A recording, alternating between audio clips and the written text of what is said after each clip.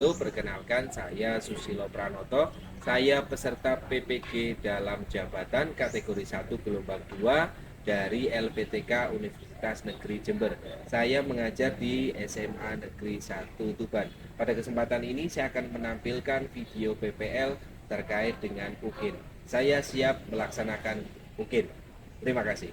Assalamualaikum warahmatullahi wabarakatuh.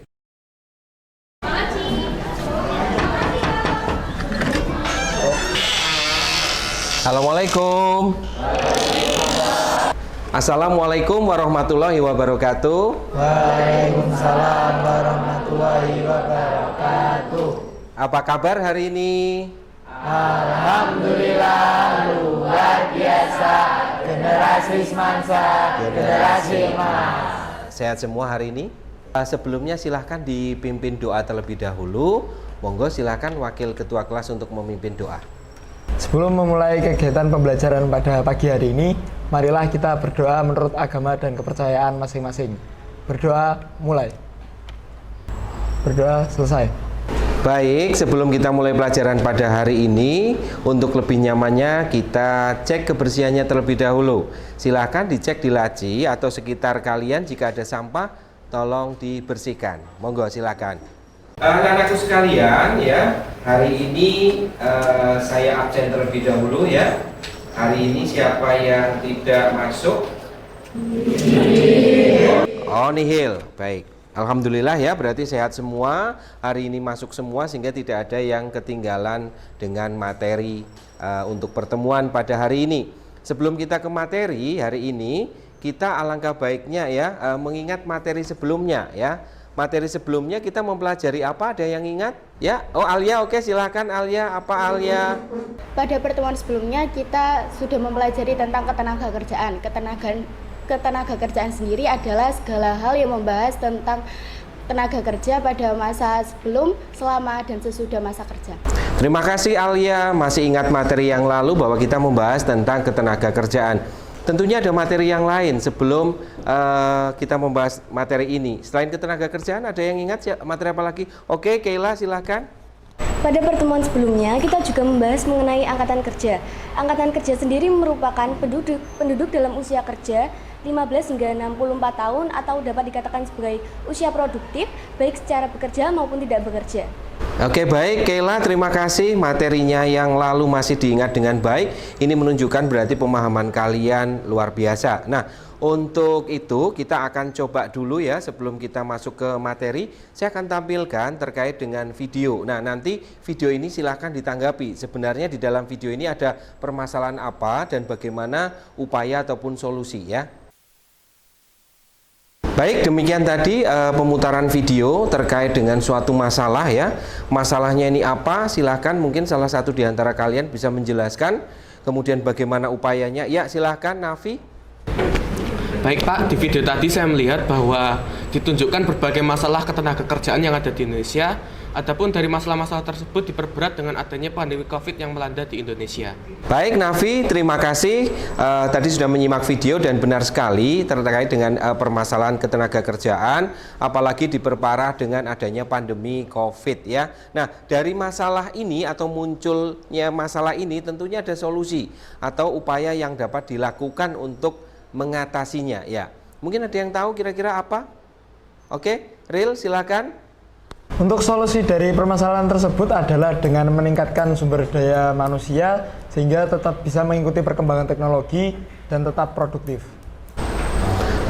Baik Ariel, terima kasih solusi yang sudah diberikan ya. Bagaimana menangani permasalahan tersebut. Saya akan menyampaikan terlebih dahulu ya bahwa tujuan pembelajaran pada hari ini melalui diskusi kelompok ini siswa mampu menganalisis tentang permasalahan ketenagakerjaan ya. Jadi siswa mampu menganalisis masalah ketenagakerjaan dengan tepat. Berikutnya lagi, siswa mampu menganalisis juga terkait dengan ya masalah pengangguran dan cara mengatasinya. Ada tujuan yang harus dicapai dan ada nanti yang harus kita selesaikan. Motivasinya adalah kita tahu bahwa permasalahan ekonomi di sekeliling kita itu banyak, terutama ketenagakerjaan.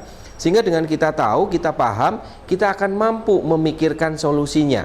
Sehingga kita menjadi pelajar yang peka, yang paham terhadap permasalahan ekonomi di lingkungan sekitar kita ya. Dalam langkah-langkah PBL nanti saya akan membagi kalian ke dalam kelompok-kelompok. Nah, kelompoknya kelompok ekonomi masih tetap ketua kelas? Masih tetap, sehingga nanti kita gunakan kelompok ekonomi yang di dalamnya nanti ya, saya akan membimbing kalian menemukan, menyelesaikan masalah, dan tahap terakhir nanti kalian akan mempresentasikannya. Jadi Bapak akan membagi dalam kelompok-kelompok, kemudian nanti LKPD-nya ya sudah Bapak share, sudah saya share di WA Group. Canva materinya ya, materinya itu sudah saya share. Nanti ada penilaian. Penilaian itu pertama adalah penilaian terkait dengan pengetahuan. Bisa menggunakan nanti adalah soal pengetahuan yang linknya nanti akan saya bagikan melalui Google Form ya, Google Classroom yang sudah terbentuk di kelas kalian. Kemudian ada penilaian sikap, yaitu keaktifan kalian ya pada saat diskusi maupun saat presentasi ini akan dinilai. Ini adalah penilaian sikap. Penilaian keterampilan, kemampuan kalian dalam mempresentasikan, menguasai materi, ini juga akan menjadi penilaian. Untuk langkah pertama dalam PBL ini adalah membagi ke dalam kelompok. Karena sudah terbagi ke dalam kelompok, silakan saya beri waktu untuk bergabung ya dengan kelompoknya masing-masing. Saya akan memulai kegiatan pada pertemuan ini. Saya terlebih dahulu akan menyampaikan deskripsi singkat ya terkait dengan materi yang akan kita pelajari. Materi yang akan kita pelajari pada pagi hari ini adalah terkait dengan yang namanya masalah ketenagakerjaan, kemudian jenis-jenis pengangguran, dan juga nanti solusi atau cara mengatasi pengangguran tersebut. Nah, ini pertama adalah rendahnya terkait dengan keterampilan. Ya, keterampilan rendah. Kemudian ada juga terkait dengan pengangguran yang tinggi. Jadi di Indonesia ini penganggurannya tinggi. Kemudian permasalahan berikutnya adalah terkait dengan yang namanya mobilitasnya rendah. Mereka terkonsentrasi di Pulau Jawa. Dan yang terakhir adalah bagaimana perlindungan terhadap kesejahteraan tenaga kerja ini masih rendah. Terkait dengan pengangguran. Nah, pengangguran ini bisa dibedakan pengangguran berdasarkan waktu atau lamanya bekerja. Pengangguran pertama adalah pengangguran yang kita sebut sebagai pengangguran terbuka, pengangguran terselubung. Nah, yang satunya adalah terakhir ya, pengangguran setengah menganggur. Nah, ada juga pengangguran berdasarkan sebab. Yang pertama itu adalah pengangguran yang namanya siklikal. Yang kedua adalah pengangguran friksional. Nah, selain itu pengangguran juga ada pengangguran namanya teknologi. Kelompok kalian membantu menyelesaikan mungkin hal-hal yang perlu disampaikan. Ya, silakan dimulai. Sudah? Oke, ini kelompok berapa? 5. Oke, kelompok 5. Berarti tipe soalnya tipe 1 ya.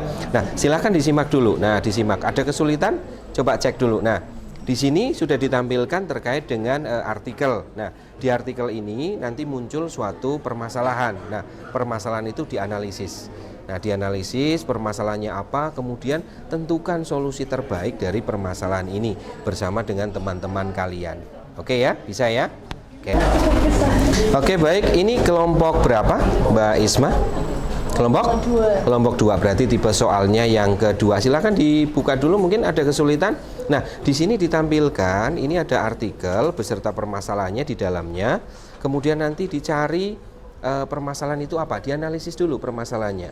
Nah, dari permasalahan itu detail ya, dibuat catatan-catatan, didiskusikan dengan kelompok, lalu dicari solusi-solusi apa yang bisa dilakukan dari permasalahan ini. Ditanyakan mungkin dari kelompok mana? Oke, Dava, saya ke sana, Dava. Oke, baik, Dava. Di sini memang ada data terkait dengan pengangguran. Ini berdasarkan jenjang pendidikan. Misalnya kita lihat di sini ya, di sini terlihat bahwa angka pengangguran untuk SMK ini masih mendominasi tertinggi. Kenapa? Karena memang lulusan SMK lebih banyak ya. Kemudian setelah itu baru SMA. Kemudian ada D4, S1, S2, dan S3. Namun dari data semuanya ini pengangguran yang cukup rendah ini adalah di D3. Kenapa demikian? Karena memang pola pendidikan sekarang itu sudah beralih Mas. Kebanyakan adalah S1, S2 ataupun kita kenal dengan D4. Nah, ini mengakibatkan komposisi pengangguran ini juga berubah. Nah, nanti dicari solusinya seperti apa ya. Bisa dipahami? Bisa, Pak. Oke, ya.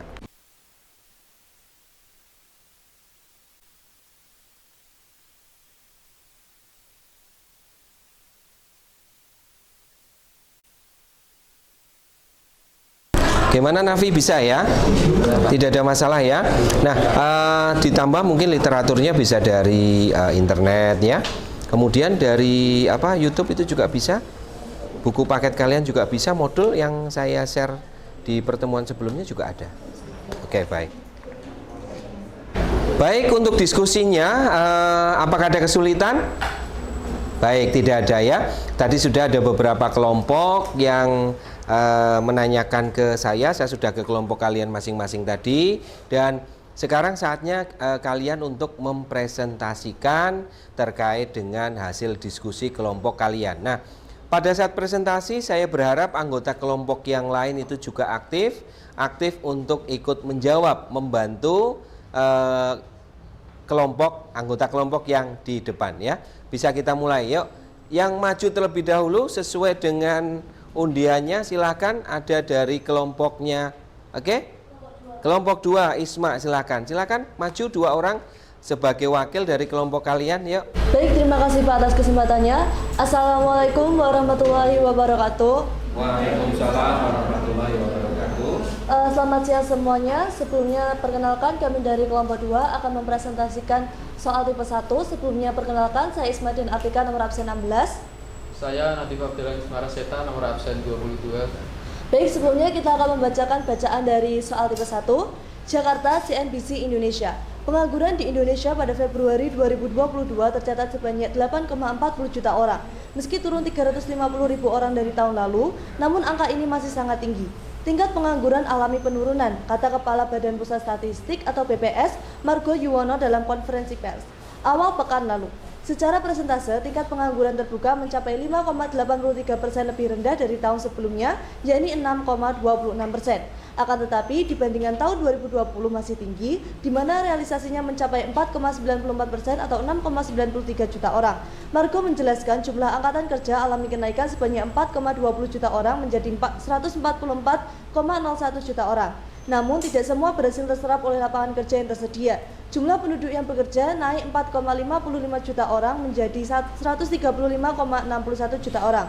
Tentu saja angkatan kerja baru tadi serta mampu diserap pasar kerja. Sebagian nanti akan jadi pengangguran, pungkasnya. Secara persentase jumlah pengangguran ini jika dilihat dari provinsinya, yang paling banyak ada di wilayah Banten.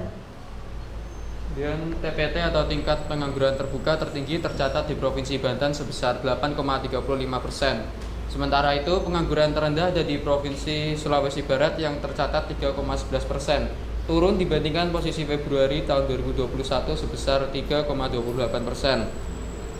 Menurut Margo, seluruh provinsi mengalami penurunan untuk tingkat penganggurannya. Meski demikian, belum kembali ke posisi normal atau saat Februari tahun 2020 sebelum ada COVID-19. Sebab pada Februari tahun 2020 pengangguran hanya sebanyak 6,93 juta orang atau 4,94%. Kondisi tenaga kerja kita sampai Februari tahun 2022 jika dilihat dari levelnya itu bisa dikatakan belum sempurna sepenuhnya pulih dari kondisi sebelum COVID-19. Jumlah pengangguran tersebut jika dilihat dari tingkat pendidikannya yang paling banyak adalah lulusan SMK. Pengangguran lulusan SMK tercatat 10,38%. Pengangguran tertinggi selanjutnya adalah lulusan SMA sebesar 8,35%, kemudian disusul oleh lulusan D4, S1, S2, S3 sebesar 6,17%, dan lulusan diploma 1, 2, dan 3 sebesar 6,09%.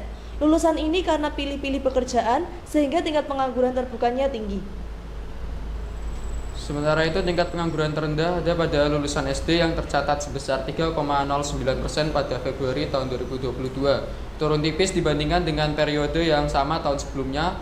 Pengangguran terkecil SD ke bawah atau tidak ataupun belum pernah sekolah, belum tamat SD, serta karena bersedia menerima pekerjaan apapun, pungkasnya.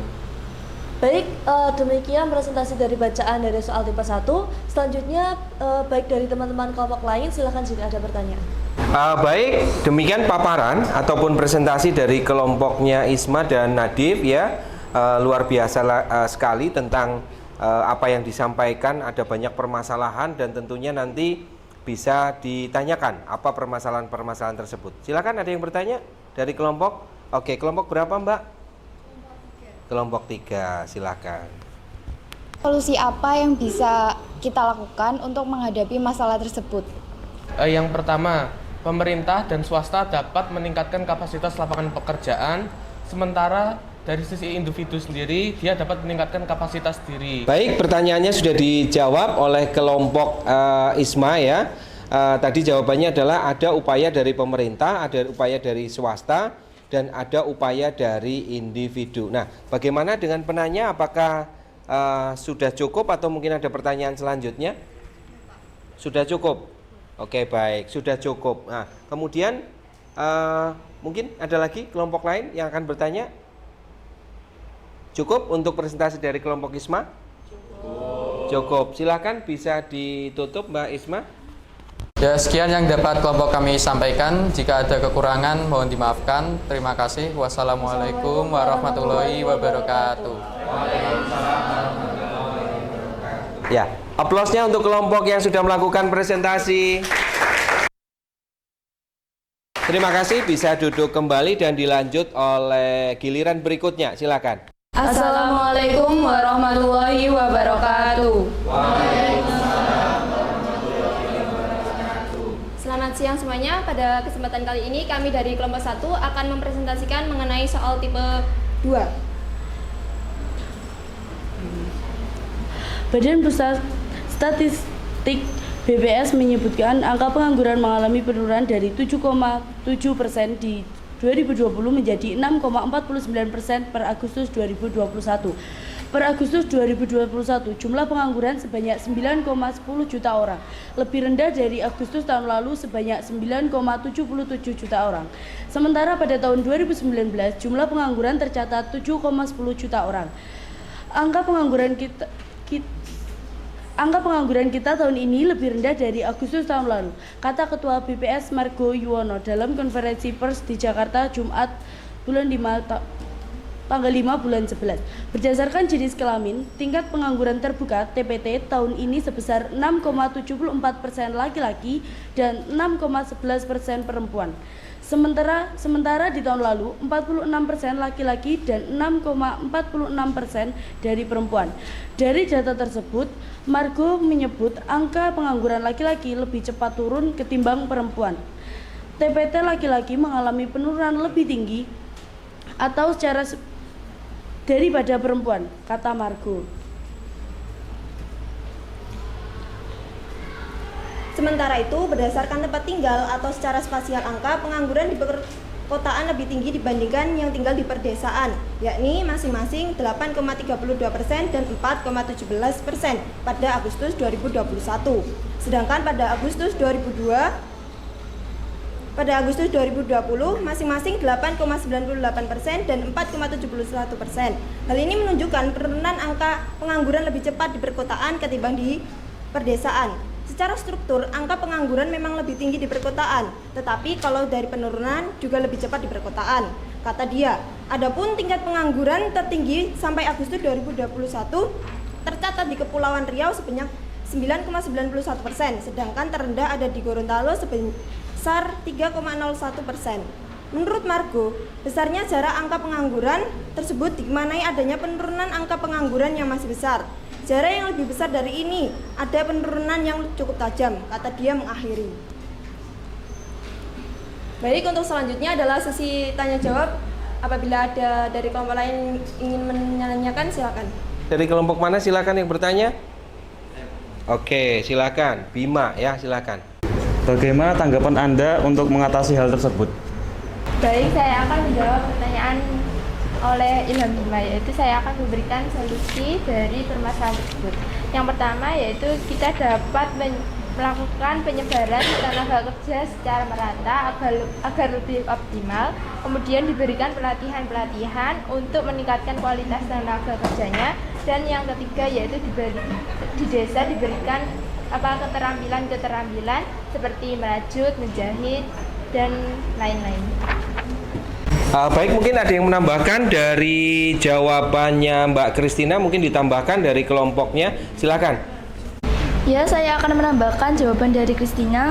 Upaya lainnya adalah dapat dilakukan dengan penduduk perkotaan diberikan pengarahan untuk program kewirausahaan seperti usaha melalui perdagangan.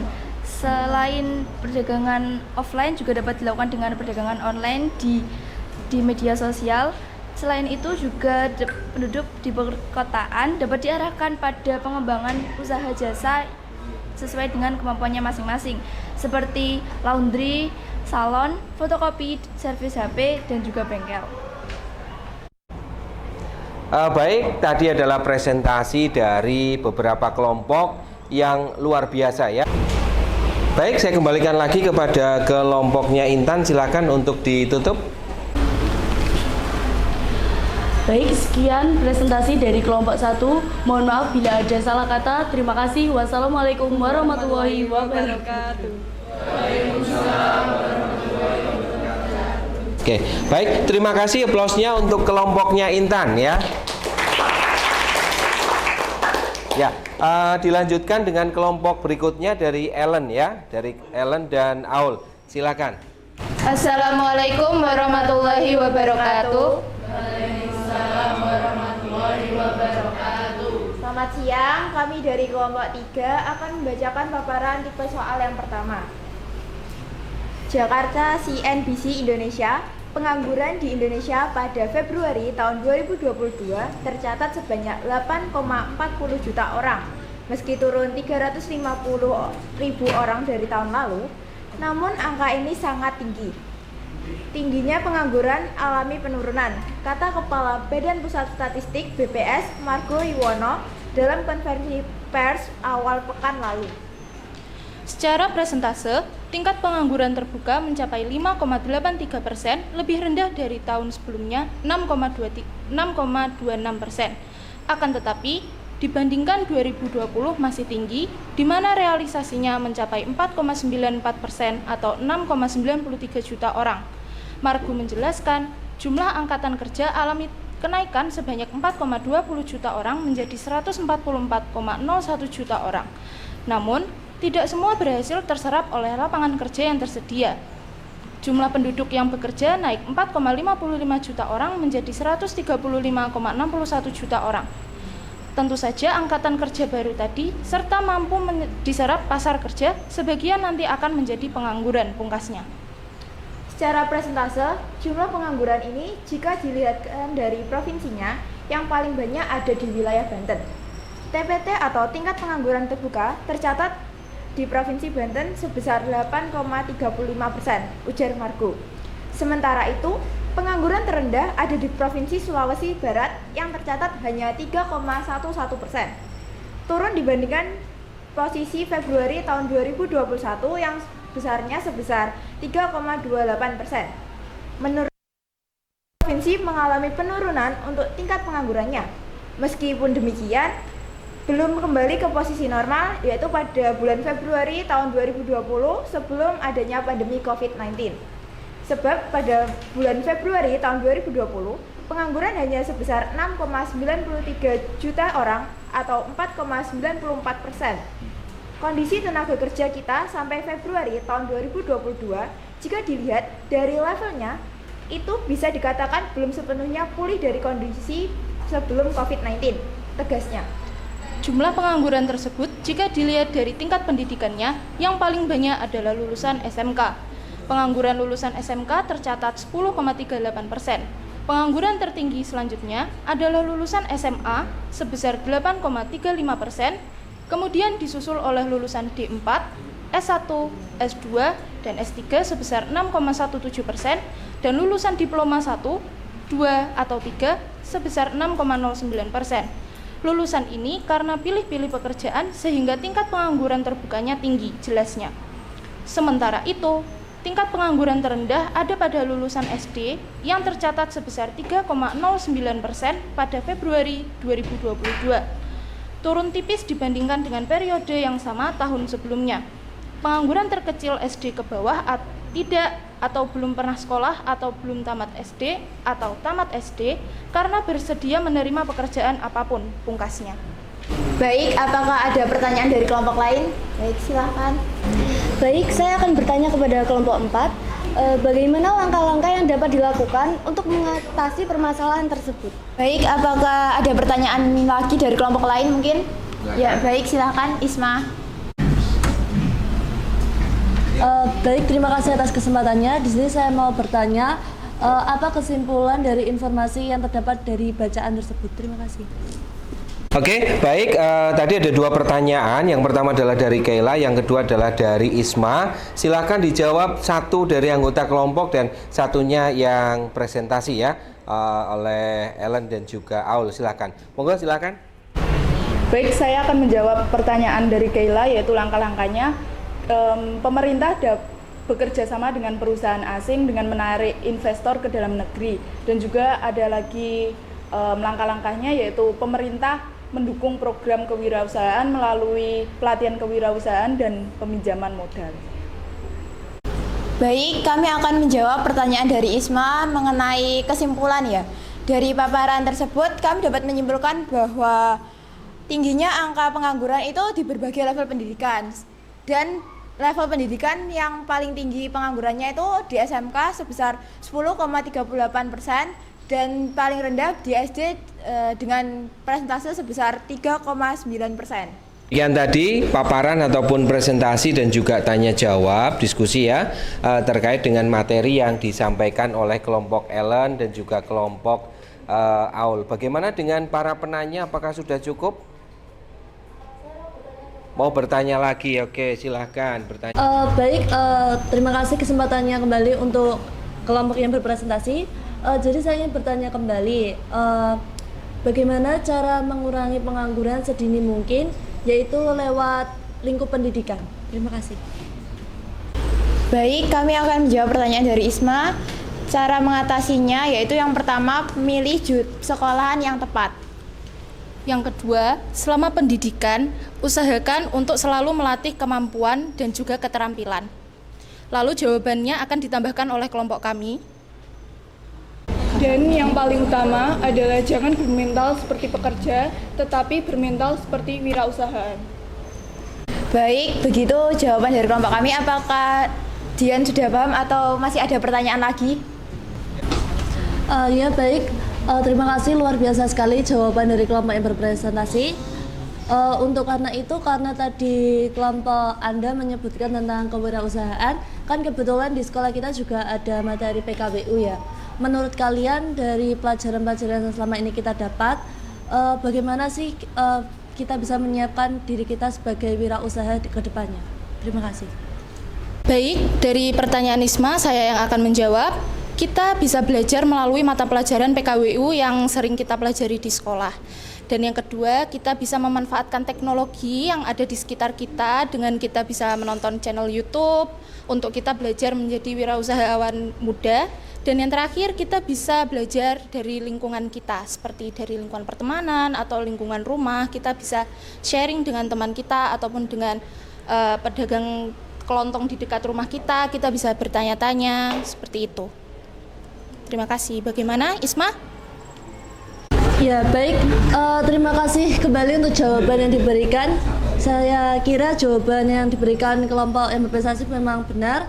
Saya pikir juga kita tidak perlu berpatokan untuk selalu menjadi pekerja-pekerja, namun juga bisa mengembangkan diri dan mempersiapkan diri untuk menjadi wirausahawan. Karena wirausahawan kita juga tahu bahwa wirausahawan itu tidak menjadi beban negara, sehingga kita bisa menyumbang pendapatan lebih besar kepada negara juga, sehingga selain kita bisa menjadi orang yang sukses dan mampu bermanfaat bagi lingkungan sekitar kita. Terima kasih. Baik, terima kasih atas perhatiannya. Sekian yang dapat kelompok kami sampaikan, kurang lebihnya mohon maaf. Wassalamualaikum warahmatullahi wabarakatuh. Mari kita simpulkan. Baik, untuk masalah pada ketenagakerjaan yang pertama yaitu tingginya tingkat pengangguran. Baik, kesimpulan pertama tadi disampaikan terkait ketenagakerjaan, ada beberapa poin di sana, masalah rendahnya tingkat keterampilan dan pengetahuan, tingginya pengangguran dan juga kurangnya kesejahteraan ya. Tadi sudah disampaikan oleh Ellen. Selanjutnya mungkin ada lagi yang mau menyimpulkan? Selanjutnya yaitu pengangguran yang berdasarkan pada lama waktu bekerja dibagi menjadi 3, yaitu pengangguran terbuka, pengangguran terselubung, dan pengangguran setengah menganggur. Ya, baik, tadi sudah disampaikan ya, pengangguran berdasarkan lama atau waktu bekerja. Aul menyampaikan ada pengangguran yang namanya terbuka, ada pengangguran yang namanya pengangguran terselubung, dan ada juga setengah menganggur ya. Luar biasa, berarti pemahaman kalian sudah bagus. Ada lagi yang mau menyampaikan? Selanjutnya adalah jenis-jenis pengangguran berdasarkan penyebabnya dibagi menjadi 4, yaitu pengangguran siklis atau konjunktur, yang kedua adalah pengangguran friksional, yang ketiga adalah pengangguran struktural, yang keempat adalah pengangguran musiman. Baik Zahra, luar biasa, sudah sangat detail materi yang ditangkap dan bisa disimpulkan. Nah, sekarang ada lagi yang mau menyampaikan, silakan. Ya, salah satu dampak dari pengangguran sendiri adalah penurunan dari pendapatan nasional. Sesuai yang apa dijelaskan oleh Nadif, pendapatan nasional menurun akibat dari pengangguran. Penduduk yang sudah lama tidak bekerja tentunya memiliki produktivitas yang lebih rendah daripada penduduk yang bekerja. Ketika masyarakat tidak bekerja, maka mereka tidak memiliki pendapatan. Begitu juga mereka yang hanya setengah bekerja atau kurang jam kerjanya, maka upahnya juga akan rendah. Karena orang yang menjadi pengangguran atau yang menganggur tentunya dia tidak memiliki pekerjaan sehingga dia tidak memiliki pendapatan. Meningkatnya angka kriminalitas. Pertama dengan cara konjungtur atau siklikal, yaitu dengan melakukan proyek padat karya. Baik, terima kasih kesimpulannya ya, luar biasa. Silahkan refleksi dari pembelajaran hari ini. Apa yang sudah dilakukan dan apa yang belum bisa dilakukan akan tulis di buku catatan kalian masing-masing. Silahkan Google Form-nya dibuka terlebih dahulu.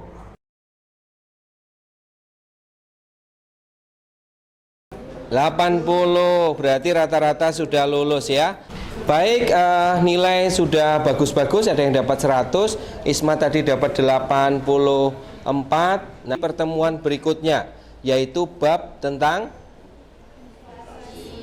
tentang inflasi. Nah, saya berpesan jaga kesehatan ya. Saya akhiri pada pertemuan hari ini, saya ucapkan terima kasih. Assalamualaikum warahmatullahi wabarakatuh.